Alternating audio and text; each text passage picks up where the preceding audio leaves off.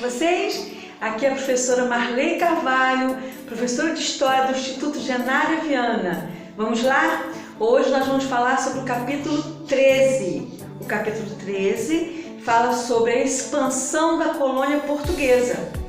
Pois bem, neste capítulo será abordado como se deu a formação do atual território brasileiro, um processo marcado pela ação dos exploradores, dos bandeirantes, dos jesuítas, de várias vertentes da sociedade, certo? E principalmente dos criadores de gado, das autoridades coloniais. Pois bem, este capítulo 13, ele será dividido em 2 vídeos, ok? Beijo grande, meus amores!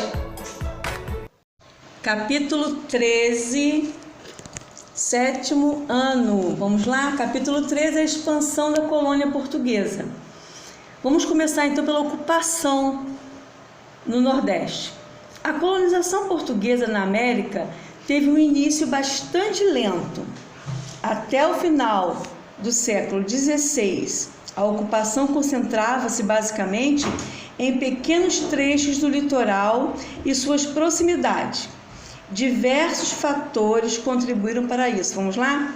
Bom, primeiro, a resistência dos indígenas contra a invasão portuguesa de suas terras. Gente, todo mundo sabe que essas terras aqui pertenciam aos nativos indígenas, foram os primeiros habitantes. Depois, a concorrência com outros colonizadores estrangeiros que tentavam ocupar regiões da América. Não só os portugueses quiseram invadir e explorar essas terras, outros países europeus também. A falta de recursos dos donatários das capitanias hereditárias para financiar um projeto colonizador de grande envergadura. Afinal, colonizar custava caro e eles não tinham para isso. A dificuldade de se encontrar pessoas dispostas a iniciar uma vida nova em um continente até então desconhecido. O novo assusta. Então nós vamos perceber que nem todo mundo queria vir para cá para colonizar essas terras. Para modificar este cenário, as autoridades da União Ibérica, vou falar um pouquinho sobre isso daqui a pouco, passaram a estimular a organização de expedições colonizadoras na atual região nordeste do Brasil, certo? Bom, tem que falar sobre a União Ibérica. Gente, a União Ibérica durou 60 anos, 50 a 1640, onde o Brasil se tornou uma colônia da União Ibérica, onde existiam governando duas situações, 2 países, Portugal e Espanha. Então o rei da Espanha também governou Portugal nesse período. Se o Brasil era uma colônia de Portugal, passou a ser então a colônia da União Ibérica. União Ibérica, 2 países ibéricos, Portugal e Espanha, governado neste período pela Espanha, certo? Bom, vamos lá? Vamos falar um pouquinho sobre os fortes no litoral, a construção de fortes no litoral brasileiro. Conforme novas áreas iam sendo conquistadas no litoral, fortes eram construídos para assegurar a posse do território e impedir a investida de povos estrangeiros também interessados em se instalar em terras americanas. Muitas pessoas construíram suas moradias em torno dos fortes, dando origem então a pequenos povoados, que mais tarde se tornaram vilas e mais tarde ainda grandes cidades. Então, preste atenção, qual era o objetivo da construção desses fortes, gente? Assegurar a posse do litoral e impedir a investidura de povos estrangeiros interessados em se instalar nessas terras, nas terras brasileiras, certo? Bom, tivemos também os currais interior.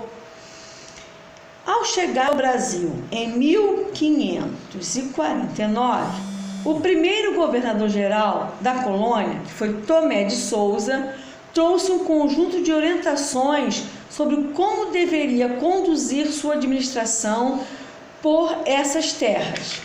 Entre outros objetivos, O governo português previa também a exploração do interior do Brasil, do interior da colônia.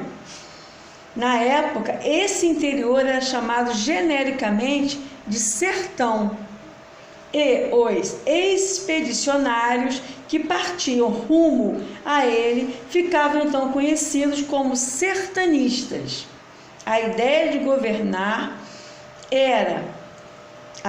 governo era fundar vilas e procurar por metais preciosos. Bom, gente, mas esse ouro e essa prata tão sonhados não foram encontrados de imediato. E o avanço rumo ao interior do Brasil também não foi nada fácil, devido à grande resistência dos povos indígenas, que tentaram impedir a invasão de suas terras. Apesar das dificuldades, diversos povoados surgiram no interior do Brasil, tá? Bom, assim, a combinação da conquista e ocupação do litoral com a expansão da criação do gado pelo interior garantiu a consolidação do domínio português sobre a atual região nordeste do Brasil. Entre os séculos 17 e 18, já existiam vilas e cidades importantes no litoral de todos os atuais estados do Nordeste e inúmeras fazendas de gado pelo interior nordestino. Gente, vamos lembrar uma coisa para vocês.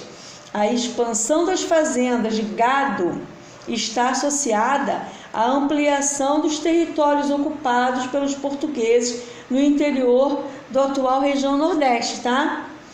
Conforme os sertanistas avançavam pelo interior do atual Nordeste, estabeleciam fazendas, grandes fazendas de gado. Em torno dessas fazendas surgiam o quê? Cidades, o que contribuiu para ampliar os domínios portugueses na região. De que região estou falando? Região Nordeste. Então, gente, conforme os sertanistas avançaram pelo interior do atual Nordeste, estabeleceram fazendas de gado. Em torno dessas grandes fazendas surgiram então as cidades, o que contribuiu para ampliar o domínio dos portugueses na região. Olha só, a expansão da colonização portuguesa na atual região Nordeste se deu por dois centros distintos. Vamos lá? Vamos ver quais são esses centros? Um dos centros de expansão saía da capitania de Pernambuco e o outro da Baía de Todos os Santos. Muitas das expedições que partiam de Pernambuco seguiam pelo litoral, explorando o norte do atual território nordestino.